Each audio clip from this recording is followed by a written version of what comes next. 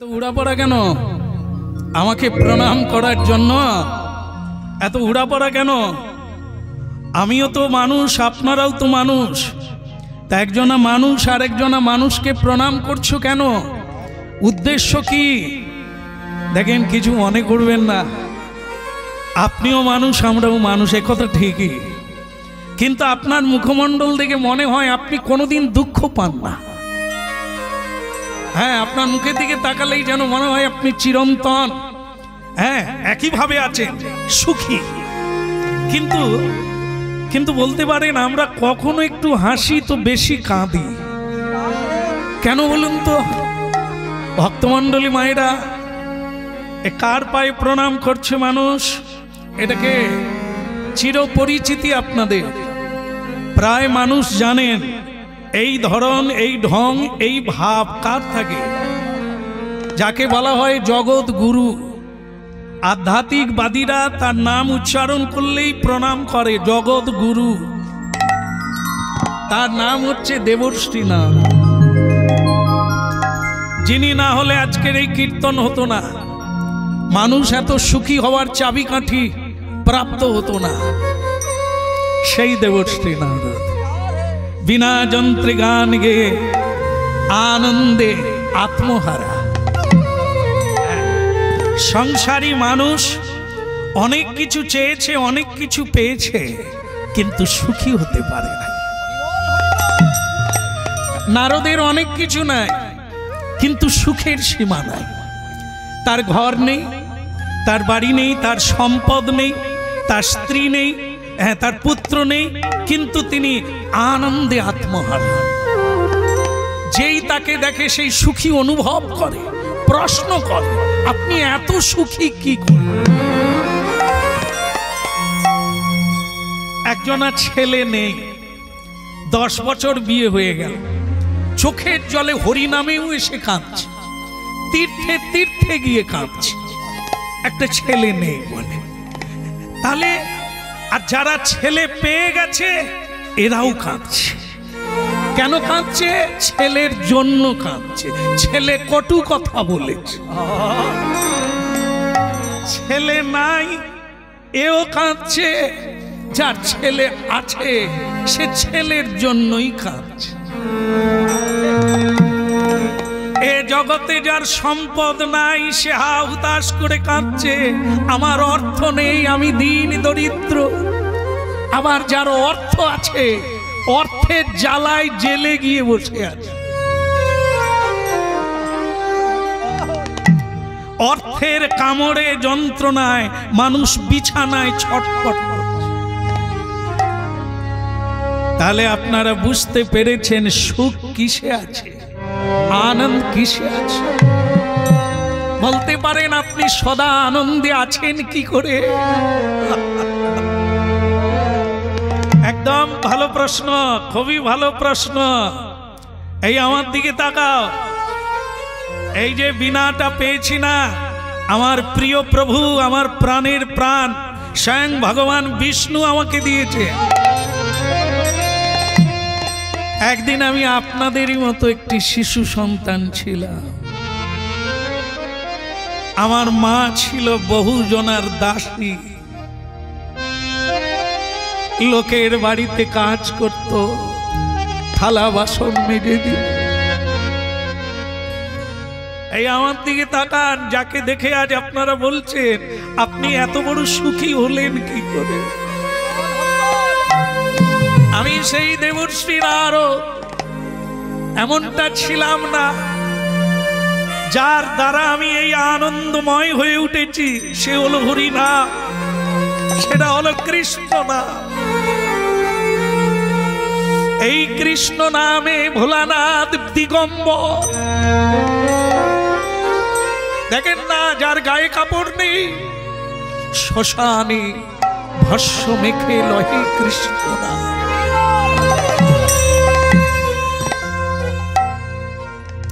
মহামায়া দুর্গা দিগম্বরী হয়ে শ্মশানে গিয়ে করজোড়ো করে নিবেদন করে, আমাকে কৃষ্ণ কথা শোনা। এরে দুর্ভাগা জীব, পুত্র ধন দৌলত বৈভব দুঃখ ছাড়া কেউ সুখী হতে পারবে না। একমাত্র হরের নাম হইব কেবলম। সেই হরিনাম কীর্তন পেয়ে গেলাম চতুষ্ষণ ঋষির কাছে। তারা আমায় দীক্ষা দিলেন, তারা আমায় নাম দিলেন, আর বলে গেলেন তুমি সিদ্ধি হয়ে যাবে এই হরিনাম। সেই হরিনাম করে মহাপ্রভু ভগবানের কৃপা পেয়ে গেলাম। এখন আমার মৃত্যু নেই, আমার এই দেহ কোনোদিন বৃদ্ধ হবে না। ভগবত কৃপায় আমার কোনোদিন খিদে নেই, আমার কোনো কামনা। এই সেই জগৎ গুরু দেবর্ষি নারদ হরিনাম বিতরণ করলেন। স্বয়ং মহাপ্রভু এলেন কলিকালে এই হরিনাম দেওয়ার জন্য, মানুষ যাতে সুখী হতে পারে। তাই ভক্তমণ্ডলী মায়েরা সেই দেবর্ষি নারদ বলছেন, হাতে তালি দিয়ে প্রতিদিন নিয়মিত ভাবে প্রভুর নাম কীর্তন করুন। যেই নাম সেই কৃষ্ণ, নামে নিষ্ঠা এসে গেলে তুমি সিদ্ধি হয়ে যাবে। আপনারা কি মনে করেন বৃন্দাবন গিয়েছেন? সবাই গিয়েছেন? আপনারা সবাই গিয়েছেন? আচ্ছা, আপনারা গান না, আপনারা গিয়েছেন সবাই? বৃন্দাবনে যাননি? অনেকেই গেছেন। এই জায়গাটা বৃন্দাবন। ও ভাগ্যিস পয়সা খরচা নাই। কি বৃন্দাবন খুঁজে পেল? এখানে তো আলু হবে আগামীকাল। আলু বাড়ি কি বৃন্দাবন হয় নাকি? না না, মা যে বলছে তাও তো ভুল না। যতক্ষণ হরিনাম, তাহলে এটা হচ্ছে অস্থায়ী বৃন্দাবন। যতক্ষণ হরিনাম হবে, কৃষ্ণ নাম হবে, সাধুগণের আনাগোনা হবে, হরিধ্বনি হবে, সেটা বৃন্দাবন হবে। কিন্তু এই স্টেজে যখন ফাংশন হবে, সেটা কি বন হবে? মা ঠাকুর কিন্তু এসে প্রণাম করবে। ওই বজ, এ অস্থায়ী জায়গা, একে বৃন্দাবন বলে না। বৃন্দাবন নিত্যধাম। সব জায়গায় ভূমিকম্প হবে, সেই জায়গায় ভূমিকম্প হয় না, যার নাম বৃন্দাবন ধাম। সব জায়গার ক্ষয় আছে, বৃন্দাবনের ক্ষয় নাই। সব জায়গার একটা লয় আছে, বৃন্দাবনের প্রলয় নাই। আগেও ছিল, আজও আছে, আর পরেও থাকবে। যেরকম হরিনাম কোনোদিন হারিয়ে যায় না, মানুষ হারিয়ে যায়, ইতিহাস হারিয়ে যায়। একদিন ধন সম্পদ হারিয়ে যায়, বৈভব হারিয়ে যায়, বন্ধু হারিয়ে যায়, হরিনাম হারায় না। হরিনাম আগেও ছিল, আজও আছে, আমরা মরে যাওয়ার পরেও থাকবে। এ ছিল আর থাকবে, এই জন্য এর নাম নিত্য। তাহলে যেটা বলা হলো, বৃন্দাবনে অর্থ দিয়ে বৃন্দাবন যাওয়া যায়, টুরিস্টে করে যাওয়া যায়, ট্রেনে করে যাওয়া যায়। কিছু অর্থ জোগাড় করলে বৃন্দাবনে যাওয়া যায়। দিন কতক থাকার পরে আবার বাড়ি ফিরে আসতে হবে, মানে এই জায়গায় ফিরে আসতে হবে। কিন্তু হরিনাম সেই বৃন্দাবনের ঠিকানা দিচ্ছে না। দুটো পয়সা দিলে যে বৃন্দাবনে যাওয়া যায়, সে বৃন্দাবন নয়। যেখানে ভগবান আছে সেখানে অর্থ দিয়ে যাওয়া যায় না। মধুর বৃন্দা বিপিন মাধুরী, সেখানে প্রবেশ চাতুরী সার। পয়সা দিয়ে বৃন্দাবনে যাওয়া যায় না, আর এমনিও যাওয়া যায় না। তাহলে সেখানে প্রবেশ করতে গেলে কি চাই? চাতুরী। চাতুরী মানে কি? চতুরতা। চতুরতা মানে কি? বুদ্ধিমান। এই সংসারের বুদ্ধিকে বলা হয় জড় বুদ্ধি, যেটা সঙ্গে যাবে না, যেটা সুখ দেয় না। আমরা তাকেই সম্পদ বলে জানি, তাকেই বুদ্ধি বলে জানি। সে বুদ্ধি আপনাকে কাঁদাবে না, সে বুদ্ধি আপনাকে হারাবে না, সে বুদ্ধি আপনাকে কোনোদিন অবক্ষয়ের পথে যেতে দেবে না। তারই নাম হচ্ছে প্রবেশ চাতুরী সার। যারা একবার প্রবেশ করে গেছেন এখানেই আছে। এই আপনাদের হরিবাসরেই অনেক ভক্ত এসে গেছে। আমি যখন আসছি আমার সঙ্গে আমার ভাগ্য ভালো, বৈষ্ণব চূড়ামণি আমাকে ধরে নিয়ে আসছে। চলো বাবা, আমাদের দেশে এসেছো, আমাদের কি ভাগ্য। কত বয়স না বাবু, তিনি আসছেন এই হরিবাসরে। এটা জানতে পেরে গেছে এছাড়া গতি নাই, এছাড়া সুখ নাই। হ্যাঁ, সকলে খাঁচাকে যত্ন করে, খাঁচা পাখির যত্ন করে, খাঁচার ডিজাইন মারে কিন্তু পাখিকে ডিজাইন দেয় না। সেটা কি তত্ত্ব হলো এটা? মানুষ সব দেহের জন্য করছে, দেহটাকে বলা হয় খাঁচা। এ যত যত্ন নাও, যত মাখো গ্লিসারিন, এ যখন ঝুলা শুরু হবে না, একে আর খেঁচে তোলা যাবে না। এ শ্মশানের ভাগীদার। আমরা যত পরিশ্রম করছি, যত খাচ্ছি, যত ভাবছি, তা এই খাঁচার জন্য। কিন্তু বোকা মানুষ জানে না যে এই খাঁচা কার জন্য আছে। আপনি খাচ্ছেন বলে না, খেলেও মানুষ বাঁচে না, তার মানে কে না হলে বাঁচে না, এই তত্ত্বটাই জানে না। তিনি হচ্ছে খাঁচার পাখি, যার নাম আত্মা। তিনি আছেন, তাই আমার এত গরিমা, এত গর্ব, এত অহংকার, এত আনন্দ। তিনি চলে গেলে আমার গান গাওয়া হবে না, আমার নাচা হবে না, চলা হবে না, বলা হবে না, দেখা হবে না। এই জগৎ জুড়ে তারই কীর্তন হয়, সেই পরমাত্মার কীর্তন হয়। তাই মানুষ সারা জীবন ব্যাপী শুধু দেহের খাদ্য জোগাড় করে, এই পরমাত্মার কথা জানেও না আর তার সেবা করেও না। এই জন্য হরিনাম শুনতে হয়, অবশ্য শুনতে হবে, তবে জীবনের সন্ধান পাবে, আধার পাবে। তাই বলছেন দেবশ্রী নারদ বলছেন, এই জন্যই আমার আশা লোকে আমায় জগৎগুরু বলে। কেন বলে? তারা বুঝতে পারে কৃষ্ণ কথা শুনে মনুষ্য জীবনে হরি ছাড়া গতি না। তাই ভক্তমণ্ডলী মায়েরা বৃন্দাবনে যেতে গেলে চাই সুবুদ্ধি ভাবনামৃত, কৃষ্ণ ভাবনামৃত। সেটি হচ্ছে সুকৃতি, সেটি হচ্ছে পুণ্যবল, সেটি হচ্ছে ভালো কাজের ফল। সেটা নিয়ে বৃন্দাবন যায়, পায়ে হেঁটে নয়, গাড়ি চড়ে নয়। তাহলে কি? মন। বিষয় ছাড়িয়া কবে শুদ্ধ হবে মন, কবে হাম হেরব সেই মধুর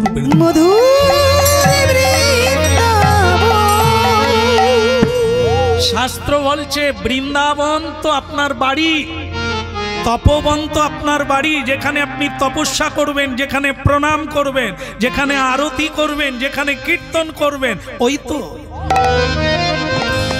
তো তপভূমি। তপ মানে তপস্যা, ধ্যান করা, জপ করা, কীর্তন করা, সেই জায়গাটা হবে তপভূমি। তাই কাউকে বাদ দিয়ে না, ছেলে মেয়ে স্ত্রী পুত্র আত্মীয় স্বজনকে নিয়ে বাড়িটাকে বৃন্দাবন বানানো। কৃষ্ণের সংসার করো, ছাড়িও না আচার। তাই শ্রীমদ বৃন্দাবনে যেতে গেলে চাই আমাদের কীর্তন, হরি ভজন আর সাধু সঙ্গ। তাই দেবশ্রী নারদ হরি গুণ গান গেয়ে ভেতরে প্রবেশ করে। ভগবান বৃন্দাবনে থাকেন, কারো হৃদয়টা যদি বৃন্দাবন হয়ে যায়, রাধে রাধে, হৃদয় যদি বৃন্দাবন হয়ে যায়, তাহলে সেই হৃদয় বৃন্দাবন হয়ে যায়, সেই জায়গায় কৃষ্ণ এসে যায়।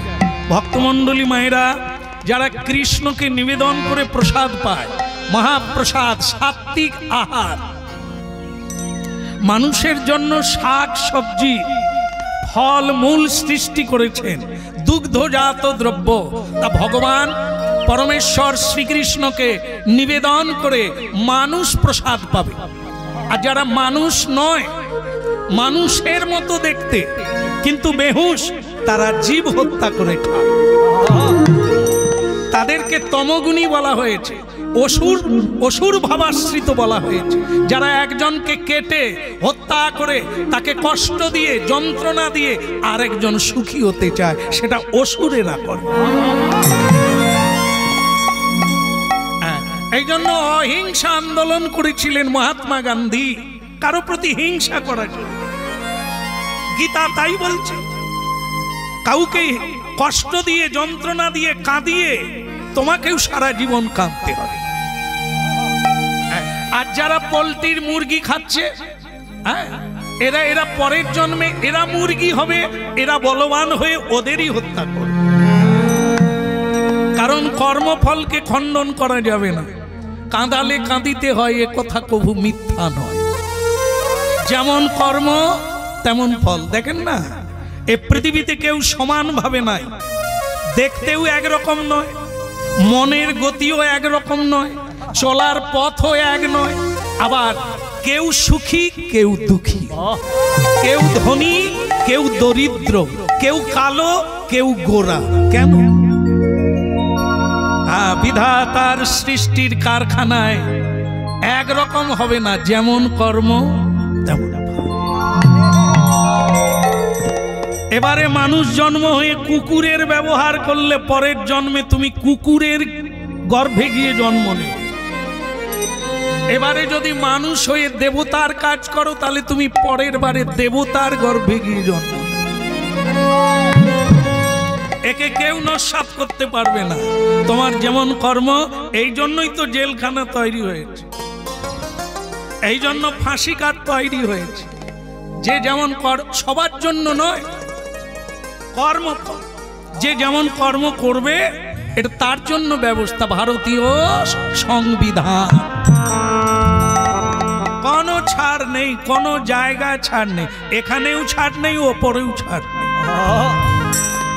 তাই ভক্তমণ্ডলী মায়েরা, যুগে যুগে মহাপ্রভু আসেন এই তত্ত্বটা বোঝাবার জন্য। একটু সাবধানে চলো, জেনে নাও তোমার আহার কি, তোমার ব্যবহার কি, তোমার কর্তব্য কি, কিসের জন্য তুমি পৃথিবীতে এসেছো। এই তত্ত্বটা না জেনে মরে গেলে তুমি যে বিফলে যাবে।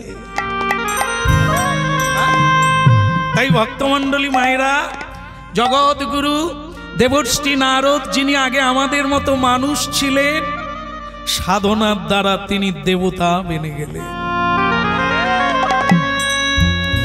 আজ তিনি কলিকালে শ্রীবাস ঠাকুর রূপে নবদ্বীপে জন্ম নিয়ে হরিনাম প্রচার করলেন। মহাপ্রভু তার বাড়িতে 1 বৎসর নিশি কীর্তন করেছিলেন।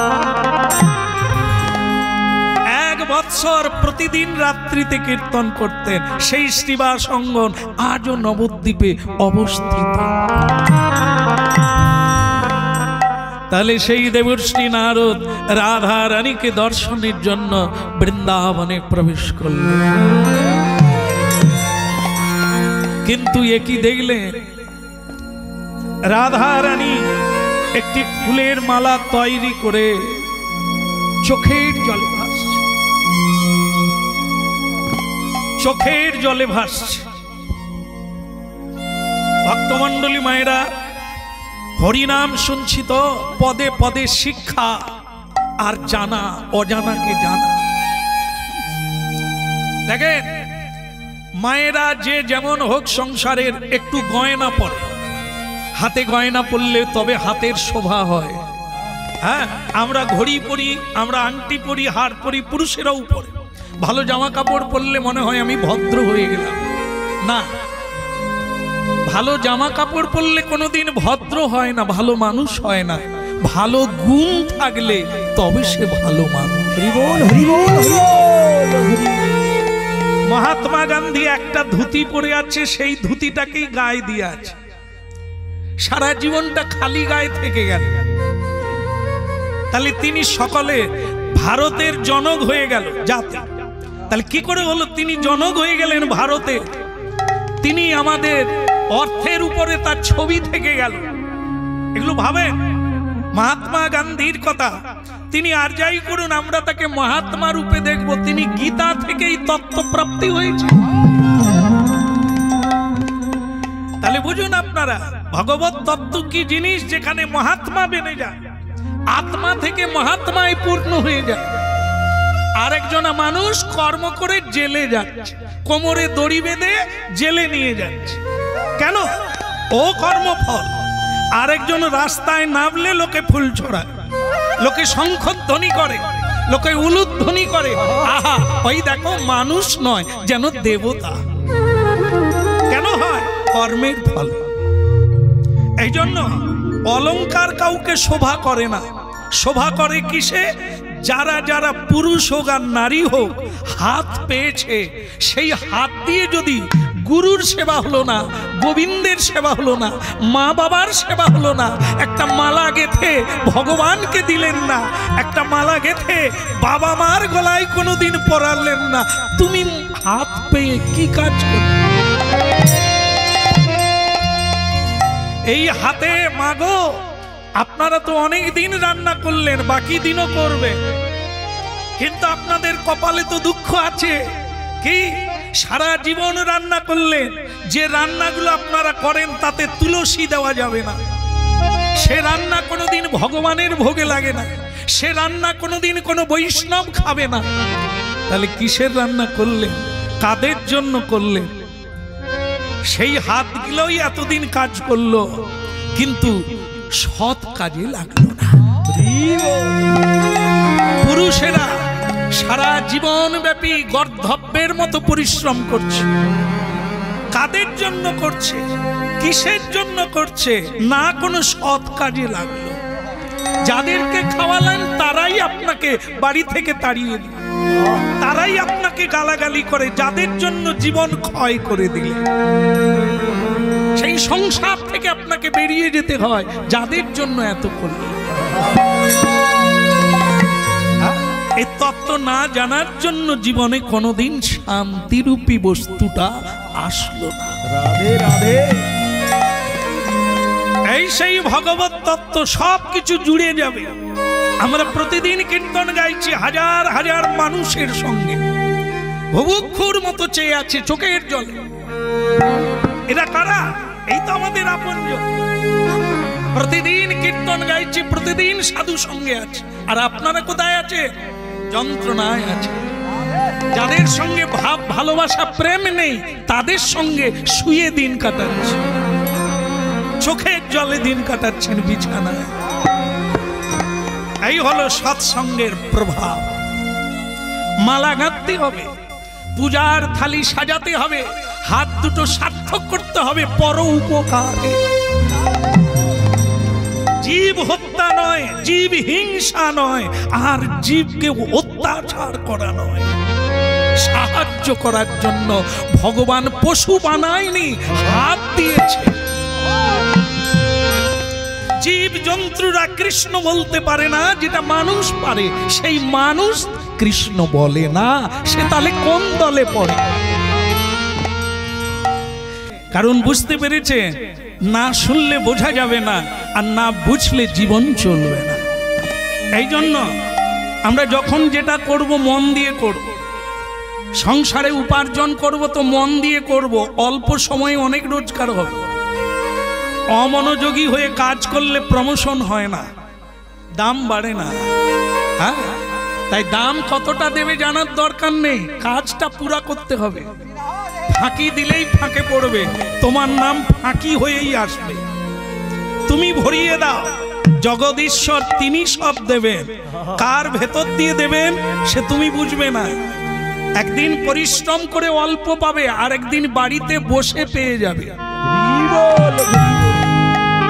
এই জন্য জীবনে কায় মনোবাক্য দিয়ে পরিশ্রম করুন, সরকারের কাছে হাত পাততে হবে না। আমি গরিব মানুষ, আমাকে বাড়ি বানিয়ে দেন, আমাকে চাল ডাল দেন বলতে হবে না। হতে পারি দিন তবু নহে মরাহীন। মানুষ যদি বাঁচতে জানতো হাত পাতত না, নিজেকে ভিখেরি প্রমাণ করত না, বরং তুমি কাউকে ভিক্ষা দেবে। এই হলো কীর্তন। অমৃতস্য পুত্রা, তুমি ভিখেরির ছেলে না, তুমি ভিখেরির মেয়ে না, তুমি রাজ রাজ্যেশ্বর, সরৈশ্বর্য পূর্ণ। যিনি ভগবান তুমি তারই কন্যা, তুমি তারই পুত্র, ভিক্ষা চাইবে কেন? সরকারকে তুমি দেবে তবে তো সরকার বাঁচবে। কিন্তু তুমি যদি সবসময় ভিখারি হয়ে থাকো, সরকার দিতে থাকে, ও সরকারও ভিখারি আর তুমিও ভিখারি। সরকারও ঋণ করে বাঁচছে, তুমিও ঋণ করে খাচ্ছ, এ তো দুই ভিখারির দল। এই জন্য দুনিয়ার মানুষ, তুমি শুধু মানুষ নও, তুমি অমৃতের সন্তান। যা ভগবানের মধ্যে যে শক্তি আছে তোমার মধ্যে আছে, কিন্তু তুমি শুধু জানো না তুমি কে। তাই তুমি ভেবে রেখেছো আমি অমুকের পিতা, আমি অমুকের মাতা, আমি অমুকের স্বামী। এইটুকু একটা দেওয়ালের মধ্যে তুমি কুয়োর ব্যাঙ হয়ে পড়ে আছো। তুমি জানো নাই তোমার মধ্যে কি শক্তি আছে। তুমি দিতে পারো, নেবে না। তুমি জমিদার হবে, তুমি কখনো জমাদার হবে না। ঈশ্বর তত্ত্ব মানুষের ভেতরের সেই পরম ধনটাকে জাগিয়ে তোলে, পরম শক্তিকে জাগিয়ে। তাই রাধা রানী চোখের জলে কাঁদছে, হে বধূ তত্ত্বটা শুনে নেন। 100 বৎসর, মানুষের গণনায় 100 বৎসর শ্রী গোবিন্দ বৃন্দাবন ত্যাগ করে মথুরায় কংসকে ধ্বংস করে তিনি দ্বারকায় চলে গেছেন। আর রাধা রানী বৃন্দাবনে থেকে গেছেন। কারণ এই জগতের নিয়মে রাধা রানী কৃষ্ণের পত্নী নন, কখনোই তিনি পত্নী নন। তিনি শ্রীকৃষ্ণ শক্তি। শ্রীকৃষ্ণের বাম অঙ্গ থেকে তার সৃষ্টি, লাদিনী শক্তি। তিনি কোন মায়ের গর্ভে জন্ম নেন না, অজনী সম্ভবা। এই জগতের নায়ক নায়িকার প্রেম নয়, এ প্রেম হচ্ছে পূজ্য, এ প্রেম হচ্ছে দিব্য। এ প্রেম দান করলে, এ প্রেম প্রাপ্ত হয়ে গেলে সে দেবতা বেনে যায়, সে সাধু বেনে যায়। এই হলো পরম। মণ্ডলী মায়েরা 100 বৎসর ওনাকে কাঁদতে হবে, অভিশাপ দিয়েছিল। কৃষ্ণের কাছ থেকে বিচ্ছিন্ন হয়ে থাকতে হবে, এটা একজনা অভিশাপ দিয়েছিল। সেটা অন্য কেউ নয়, রাধারানীর দাদা, নাম যার সুদামা, শ্রীদাম। সেই শ্রীদাম অভিশাপ দিয়েছিল রাধারানীকে যে আমাকে যেমন তুমি কষ্ট দিয়েছ, তুমিও 100 বৎসর। এই দেখেন, মিলিয়ে নেন। আপনাদের বলেছিলেন না কাঁদালে কাঁদতে হবে, এই জায়গাটা দেখেন। এটা হাজার হাজার বৎসর আগেকার কথা, কিন্তু এই একই পৃথিবীর নিয়মটাই একই থাকবে, এর রদবদল হবে না। কাঁদালে কাঁদতে হবে। শ্রীরামকে অভিশাপ দিয়েছিলেন রাধারানী, তুমি অসুর কুলে গিয়ে জন্ম নেবে। ভয়ানক।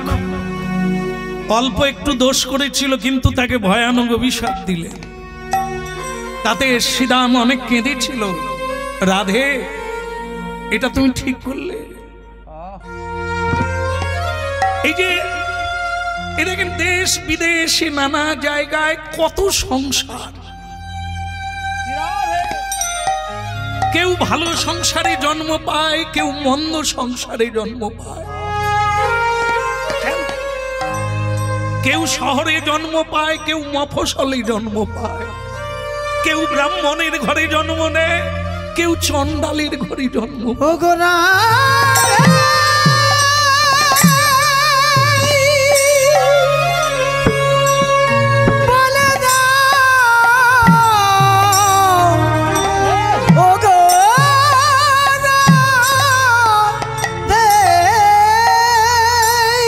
যে ছেলেটা ভক্তের গৃহে জন্ম নিল, একজন ভক্তিমতী মায়ের গর্ভে, ও তো গর্ভে থাকাকালীন প্রসাদ পাওয়া শুরু হলো।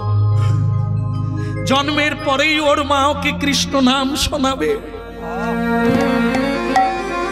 ও জন্মের পরে অপ্রসাদী বস্তু খাবে না। দেখুন তো কত ভাগ্য।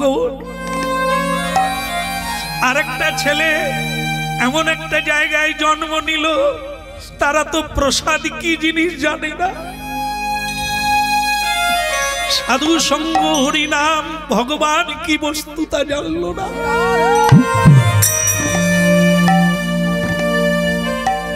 এর জন্মটা ওখানে হলো কেন?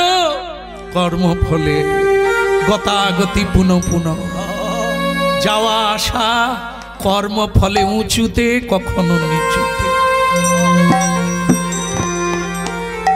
একটা ছেলে ধনীর বাড়িতে জন্মের পরেও সে ধনবান হয়ে গেল, কোটি কোটি টাকার মালিক হয়ে গেল জন্মের পরে। আরেকজনা মানুষ খেটেও নিজের পেট নিজে চালাবার উপায় খুঁজে পায় না। এ কোন ঘরে জন্ম নিল? তাহলে এই যে জন্ম পাওয়াটা, কোন ঘরে কার জন্ম হবে এ বিধাতা বিচার করে প্রেরণ করে। তাই হে রাধে, আমি ছিলাম কৃষ্ণের কাছে সখা হয়ে, বন্ধু হয়ে, তার বাঁশি শুনতাম, কৃষ্ণকে সাজাতাম। তুমি আমাকে অভিশাপ দিয়ে অসুর কুলে পাঠিয়ে দিলে।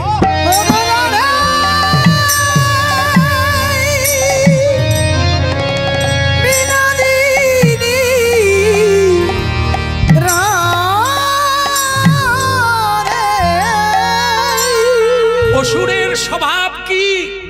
ভালো মানুষের উপরে অত্যাচার করা, জীব হত্যা করা, অপরকে পীড়া দেওয়া, লুণ্ঠন করা, এটি হলো অসুরের কাজ। আর তুমি আমাকে, ছিলাম বৃন্দাবনে, তুমি অসুরের ঘরে পাঠিয়ে দিলে। অভিশাপ আমি তোমাকেও দেব, তুমিও যাবে। তুমি যেমন আমার তত্ত্বটা বুঝলে না, কৃষ্ণকে ছাড়া জীবন কি করে বাঁচে, তোমাকেও অভিশাপ দিলাম। তুমিও মর্মে মর্মে উপলব্ধি করো কৃষ্ণকে ছাড়া কত কষ্ট। 100 বৎসর তুমি কৃষ্ণহীন হয়ে থাকবে। কৃষ্ণের সঙ্গে তোমার মিলন হবে না, কৃষ্ণের সঙ্গে তোমার দেখা হবে না। কিন্তু একটা জিনিস আপনাদের আলোচনা করতে হবে, যে তাহলে দেবতারা এরকম অভিশাপ দেন, এটা মানুষেরাও করে, কিন্তু তাৎপর্য অনেক। এ দুটো জিনিস আছে, অভিশাপ আর আশীর্বাদ, খুব মিলিয়ে নেবে। অভিশাপ আর আশীর্বাদ, এ দুটো জিনিস সকলে দিতে পারবে না। যার দৈব শক্তি নাই সে অভিশাপও দিলে ফলবে না, আর আশীর্বাদ করলেও ফলবে না। এই জন্য महत को साधु को प्रणाम लगाओ। साधु को उपदेश लेना, निंदा मत करना। जगते यदि साधुर निंदा करेछो तो मरेछो। महद लोक ओनारा महत् तत्त्वेर संगे युक्त, दैव शक्तिर संगे युक्त, ताई यदि प्रणाम लगाओ तो तुमी महत बन जाएगा। उसको आशीर्वाद में क्या नहीं होगा, सकल बंधन टूटेगा, सकल संकट खंडन हो जाए। এই জন্য সাধুকে প্রণাম করো, আশীর্বাদ পাবে। আর যদি সাধুর পিছনে লেগেছো তো তোমার জীবনটা ঝঞ্ঝাবাতে পূর্ণ হবে। কিছু মনে করবেন না, একটা মিলিয়ে দেওয়ার চেষ্টা করছি। সেটা হচ্ছে, দেখবেন আপনাদের পাড়ায় বা গ্রামে বা ঘরে এটা হয়ে থাকে। যেমন দেখবেন শাশুড়ি বৌমা ঝগড়া হয়, এখানে হয় না বোধহয়।